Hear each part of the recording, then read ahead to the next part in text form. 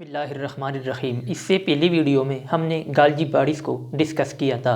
इसके बाद हमारा जो नेक्स्ट टॉपिक है वो है लाइसोसोम। लाइसोसोम भी एक मेम्ब्रेन बाउंडेड सेल ऑर्गेनेली है। सेल ऑर्गेनेली को हमने पढ़ा था, ऑर्गेनॉइड भी कहते हैं, तो ये भी एक सेल ऑर्गेनेली है। सबसे पहले हम लाइसोसोम की डिस्कवरी के बारे में पढ़ते हैं कि सबसे पहले इसको किसने डिस्कवर किया था। सबसे पहले एक साइंटिस्ट था जिसका नाम था डी डव।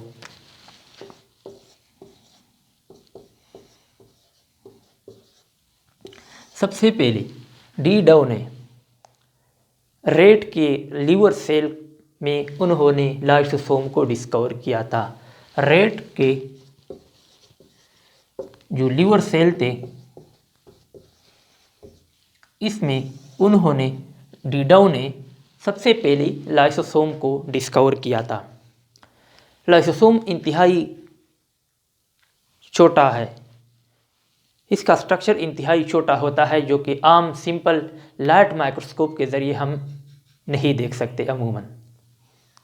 कुछ सेल ऐसे होते हैं जहाँ पर इसका साइज़ बड़ा होता है, वहाँ पर हम देख सकते हैं, लेकिन अमूमन हम लाइसोसोम को सिंपल लाइट माइक्रोस्कोप के ज़रिए नहीं देख सकते। इसका जो स्ट्रक्चर होता है वो मुख्तलिफ सेल में मुख्तलिफ होता है, इसका साइज़ और शेप मुख्तलिफ सेल में मुख्तलिफ होता है।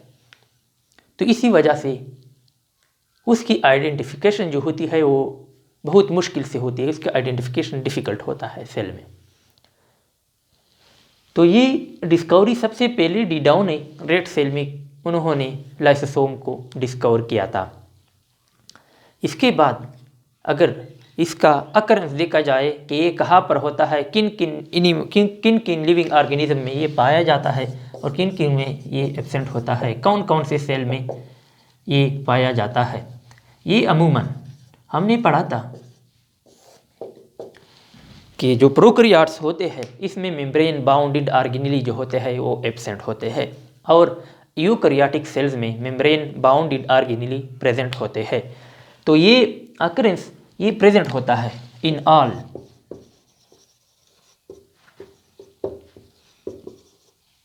यूकैरियोट्स। ये तमाम यूकैरियोट्स में प्रेजेंट होता है एक्सेप्ट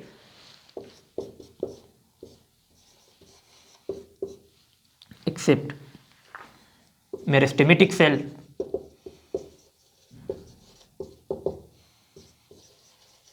मेरिस्टेमेटिक सेल में ये एब्सेंट होता है, मेरिस्टेमेटिक सेल्स में ये एब्सेंट होता है। एंड इसके साथ साथ हमने पढ़ा था कि जो mature mammalian red blood cell होते हैं, mammalian RBCs, mature mammalian RBCs, इसमें भी ये एब्सेंट होता है। मैच्योर मेमिलियन आरबीसीज में जो मेम्ब्रेन बाउंडेड ऑर्गेनेली होते हैं वो नहीं होते हैं, इमेच्योर में होते हैं, लेकिन जब ये मैच्योर हो जाता है तो ये सारे ऑर्गेनेली को लॉस करता है, वो इसमें मौजूद नहीं होते हैं। साथ साथ ये यूकैरियोटिक सेल्स में इसका जो मेरिस्टेमेटिक सेल्स जो होते हैं प्लांट के, उसमें भी ये लाइसोसोम मौजूद नहीं होता है। इसके अलावा कुछ और सेल है, फंजाई है, इसमें भी नहीं होता है, वो भी इस तरह सम एक्सेप्शन है। ये जनरली तमाम के तमाम बैक्टीरिया यानी प्रोकैरियोट्स में ये एब्सेंट होता है, ये एब्सेंट इन प्रोकैरियोट्स, तमाम प्रोकैरियोट्स में, क्योंकि वहाँ पर मेम्ब्रेन बाउंडेड ऑर्गेनेली होते नहीं है और ये है एक मेम्ब्रेन बाउंडेड ऑर्गेनेली स्ट्रक्चर है, तो इसी वजह से ये हम कहते हैं कि एब्सेंट होता है प्रोकैरियोट में ये नहीं होता है। इसके बाद अगर देखा जाए उसका नंबर के बारे में देखा जाए,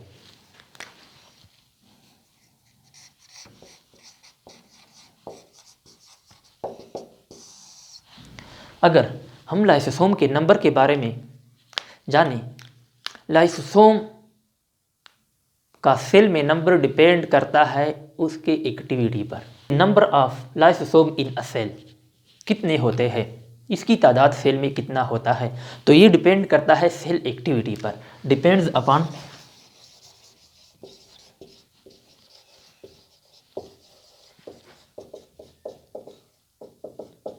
ये सेल एक्टिविटी पर डिपेंड करता है। ऐसे सेल जो कि इंट्रासेल्युलर डाइजेशन में इन्वॉल्व हो, जहाँ पर बहुत ज़्यादा इंट्रासेल्युलर डाइजेशन होता है, एक्स्ट्रासेल्युलर करता है, तो ऐसी सेल्स में फिर इसकी तादाद ज़्यादा होती है। फॉर एग्ज़ाम्पल अगर हम वाइट ब्लड सेल्स को देखें तो वहाँ पर भी इसका तादाद ज़्यादा होगा। इसी तरह ऑस्टियोक्लास्ट सेल जो बोन के होते हैं,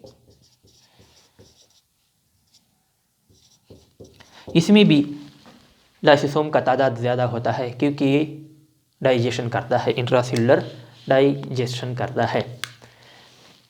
यही नंबर डिपेंड करता है सेल एक्टिविटी पर। इसके बाद हम आते हैं उसकी पोजीशन की तरफ कि ये कहाँ प्रेजेंट होता है, सेल में कहाँ पर मौजूद होता है। तो सेल में ये जनरली पेरी न्यूक्लियर होता है, न्यूक्लियस के अराउंड होता है, near around the nucleus, nucleus के इर्द गिर्द पड़े होते हैं। हम डिस्कस करते हैं शेप ऑफ लाइसोसोम कि लाइसोसोम किस शेप में होता है। ये यूजुअली जनरली स्फेरिकल होता है, लेकिन ये होता पॉलीमार्फिक है। इसका जो शेप होता है वो सेल टू सेल डिफरेंट होता है। हमने पहले भी बात की कि इसका शेप और साइज़ डिफरेंट होता है, मुख्तलिफ सेल में सेल टू सेल ये तब्दील होता रहता है। मुख्तलिफ सेल में इसका साइज़ और शेप मुख्तलिफ होता है और इसी वजह से इसका आइडेंटिफिकेशन जो होता है वो भी डिफ़िकल्ट होता है। तो ये जनरली स्फेरिकल होता है और ये साथ साथ पॉलीमार्फिक होता है। ये पॉलीमॉर्फिक होता है। इसका जो शेप होता है ये स्फेरिकल होता है और पॉलीमॉर्फिक होता है, यानी ये इनवेरिएबली स्फेरिकल होता है। इसके बाद अगर हम स्ट्रक्चर को देखें कि लाइसोसोम किस तरह इसका स्ट्रक्चर बना होता है, ये किन किन चीज़ों से बना होता है। लाइसोसोम यूजुअली दो चीज़ों से बना होता है। एक उसका सेल मेम्ब्रेन, एक इसका मेम्ब्रेन होता है जो इसके इर्द गिर्द होता है, एक इसका मेम्ब्रेन होता है जो इसके इर्द गिर्द होता है, और दूसरा इसी मेम्ब्रेन के अंदर जो मैट्रिक्स होता है, फिर ये मैट्रिक्स है। एक को हम कहते हैं लाइसोसोमल मेम्ब्रेन,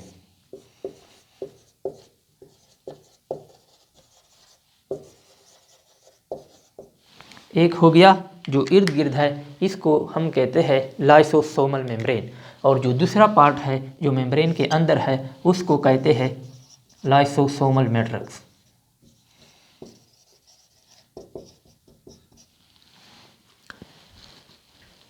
ये इर्द गिर्द मेम्ब्रेन जो होता है इसका कंपोजिशन थोड़ा सा डिफरेंस होता है सेल मेम्ब्रेन से। ये यूजुअली थिकर होता है, ये यूजुअली थिकर होता है देन द माइटोकॉन्ड्रिया मेम्ब्रेन। जो माइटोकॉन्ड्रिया का जो मेम्ब्रेन होता है उससे इसका जो मेम्ब्रेन होता है ये यूजुअली थिकर होता है। इसके अलावा अगर मैट्रिक्स की बात की जाए तो मैट्रिक्स में मुख्तलिफ़ किस्म के हाइड्रोलाइटिक एंजाइम पाए जाते हैं। लाइसोसोम का जो मेन फंक्शन है वो है डाइजेशन, तो इसमें मुख्तलिफ़ किस्म के हाइड्रोलाइटिक एंजाइम पाए जाते हैं जो कि हम आगे पढ़ेंगे कि कौन कौन से होते हैं और इसका फंक्शन क्या होता है। तो इसमें मैट्रिक्स में मुख्तलिफ़ किस्म के एंजाइम पाए जाते हैं। तो इसकी स्ट्रक्चर में सिर्फ बस ये दो चीज़ें शामिल होता है। एक सिंपल स्ट्रक्चर है, एक इसका आउटर मोस्ट मेम्ब्रेन है जिसे लाइसोसोमल मेम्ब्रेन कहते हैं, और इसके अंदर फिर मैट्रिक्स पाया जाता है, मुख्तलिफ़ किस्म के एंजाइम का बना होता है जिसे लाइसोसोमल मैट्रिक्स कहते हैं। इसके बाद अगर अब हम टाइप्स की बात करें कि टाइप्स ऑफ लाइसोसोम कितने हैं, on the basis of lysosomal matrix, lysosomes are divided into 4 categories। Matrix की बुनियाद पर लाइसोसोम को 4 कैटेगरीज में तकसीम किया गया है। 4 कैटेगरीज में on the basis of its matrix.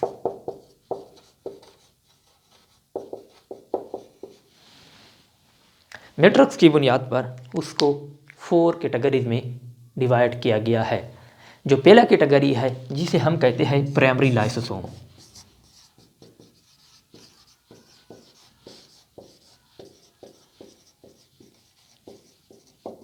इसे हम प्राइमरी लाइसोसोम कहते हैं। अगर आपको याद हो जब हम गाल्जी बॉडी पढ़ रहे थे तो वहाँ पर हमने एक सिस्टम के बारे में थोड़ा सा पढ़ा था, GERL सिस्टम के बारे में। वहाँ पर हमने पढ़ा था कि जो एंडोप्लाज्मिक रेटिकुलम होते हैं वहाँ से वेसिकल जाते हैं और फ्यूज़ होते हैं गाल्जी बॉडीज़ के साथ। वहाँ पर वो अपना जो इसके अंदर जो सब्सटेंस होता है, चाहे वो प्रोटीन हो या लिपिड्स, वो उसको रिलीज़ कर देते हैं। फिर वहाँ पर उसका प्रोसेसिंग होता है और फिर पैकेजिंग होता है इन द फॉर्म ऑफ विक्यूल, और वो विक्यूल रिलीज़ हो जाते हैं। और इससे जो विक्यूल रिलीज़ होता है गाल्जी बॉडीज़ के जो फार्मिंग जो मैच्योरेशन फेस होता है, ट्रांसफेस होता है, जो कनकेव फेस होता है सेल मेम्ब्रेन की तरफ, उससे विक्यूल रिलीज़ होते हैं। वहाँ पर विक्यूल पिंच्ड ऑफ होते हैं, डिटेच हो जाते हैं। और वो विक्यूल जो वहाँ से डिटेच हो जाते हैं, इसमें इंजाइम पाए जाते हैं और ये इंजाइम यूजुअली इनएक्टिव होते हैं। और हमने वहाँ पर भी पढ़ा था कि इस न्यूली फाउंड विक्यूल को फिर प्राइमरी लाइसोसोम कहते हैं। तो ये प्राइमरी लाइसोसोम इसी को कहते हैं जो कि गाल्जी बॉडी से पिंच्ड ऑफ होते हैं। तो ये किस तरह बनते हैं,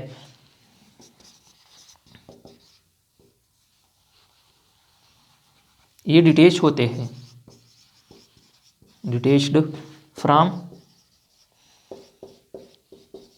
गाल्जी बॉडी। ये गाल्जी बॉडी से डिटेच हो जाते हैं। इसमें इनएक्टिव इंजाइम होते हैं, इनएक्टिव इंजाइम, इसमें इनएक्टिव इंजाइम्स पाए जाते हैं मुख्तलिफ़ किस्म के हाइड्रोलाइटिक। यूजुअली जो ये रिलीज़ होता है इसमें अमूमन एक किस्म का होता है। अगर हम जनरली बात कह दें कि लाइसोसोम में कितने किस्म के इंजाइम पाए जाते हैं, तो वो यूजुअली 6 कैटेगरीज के इंजाइम उसमें पाए जाते हैं। हम आगे डिटेल के साथ पढ़ने वाले हैं। तो यूजुअली इसमें इनएक्टिव इंजाइम होते हैं। प्राइमरी लाइसोसोम में इनएक्टिव इंजाइम होते हैं, किससे पिंच डिटेच होता है गाल्जी बॉडी से। गाल्जी बॉडी इसको बना देता है। अगर आपको याद हो तो हमने पढ़ा था कि रफ एंडोप्लाज्मिक रेटिकुलम में प्रोटीन सिंथेसिस होता है, और ये प्रोटीन जो कि रफ एंडोप्लाज्मिक रेटिकुलम में पैदा होते हैं वो जाते हैं गाल्जी बॉडीज़ की तरफ। वहाँ पर उसका प्रोसेसिंग होता है, इंजाइम में कन्वर्ट किया जाता है, फिर पैकेजिंग होता है। ये वही इंजाइम होते हैं, वही प्रोटीन होते हैं जो कि रफ एंडोप्लाज्मिक रेटिकुलम ने बनाए हैं होते हैं।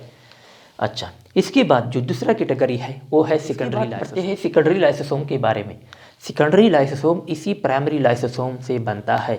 लेकिन जब कोई बाहर से कोई सब्सटेंस सेल के अंदर आ जाए, जब कोई बाहर से कोई भी सब्सटेंस सेल के अंदर आ जाए, तो ये प्राइमरी लाइसोसोम इसके साथ अटैच हो जाता है और फिर इसके जो सब्सटेंसेस होते हैं वो अपने अंदर दाखिल कर देते हैं।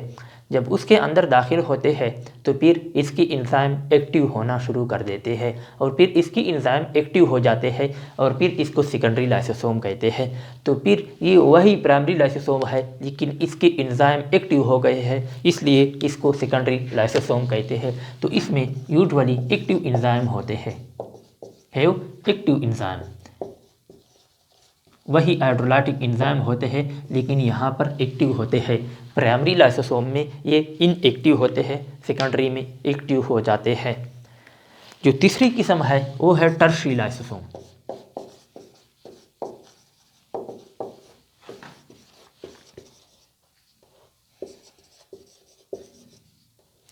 टर्शियरी लाइसोसोम जो होते हैं, टर्शियरी लाइसोसोम जो होते हैं जब सेकेंडरी लाइसोसोम से बनते हैं, यही टर्शियरी लाइसोसोम सेकेंडरी से बनते हैं। लेकिन जो उन्होंने बाहर से आने वाली सब्सटेंस को अपने अंदर दाखिल कर दिया, तो अब इसका वो डाइजेशन शुरू कर देता है। डाइजेशन के बाद फिर इसका एब्जॉर्प्शन शुरू कर देता है। एब्जॉर्प्शन के बाद जो उसमें जो अनडाइजेस्टिव सब्सटेंसेस रह जाते हैं, वास्ट सब्सटेंसेस रह जाते हैं, और डाइजेस्टिव सब्सटेंसेस जो डाइजेस्ट हो चुके हैं वो तो एब्जॉर्ब हो जाते हैं, और बकाया जो रिमेनिंग वास्ट सब्सटेंसेस होते हैं, अनडाइजेस्टेड सब्सटेंसेस होते हैं, फिर इस विक्यूल को, इस शक्ल को टर्शियरी लाइसोसोम कहते हैं। मतलब इसमें टर्शियरी लाइसोसोम में वास्ट मटेरियल होते हैं, इन अनडाइजेस्टेड मटेरियल होते हैं, है वो अनडाइजेस्टेड वास्ट। इसमें अनडाइजेस्टेड वास्ट मटेरियल होते हैं, इसमें अनडाइजेस्टेड वेस्ट मटेरियल होते हैं, इसमें अनडाइजेस्टेड वेस्ट मटेरियल होते हैं। अच्छा, इसके बाद जो नेक्स्ट है वो है ऑटोलाइसोसोम या ऑटोफेगोसोम।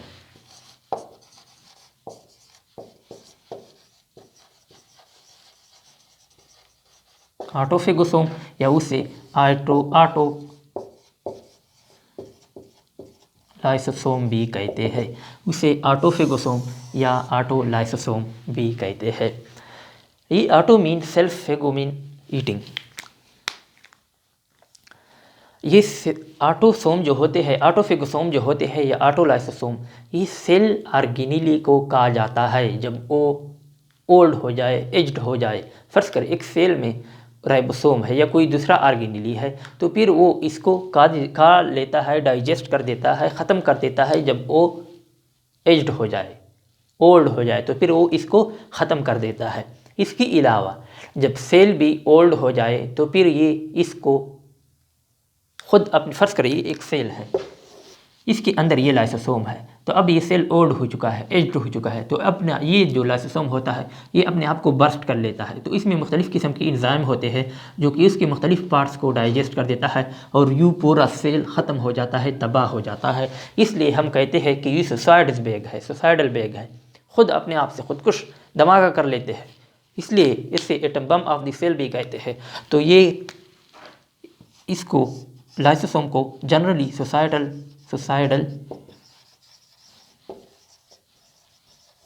बैग्स भी कहते हैं, इसे सुसाइडल बैग्स कहते हैं। ऑटोफेगोसोम या ऑटोलाइसोसोम को या जनरली लाइसोसोम को सुसाइडल बैग्स भी कहते हैं, सुसाइडल बैग भी कहते हैं। इसके बाद इंशाल्लाह हम पढ़ेंगे about the various type of enzyme present in the lysosome और फंक्शंस ऑफ द लाइसोसोम। तो इंशाल्लाह नेक्स्ट वीडियो में हम इसको आगे जारी रखेंगे।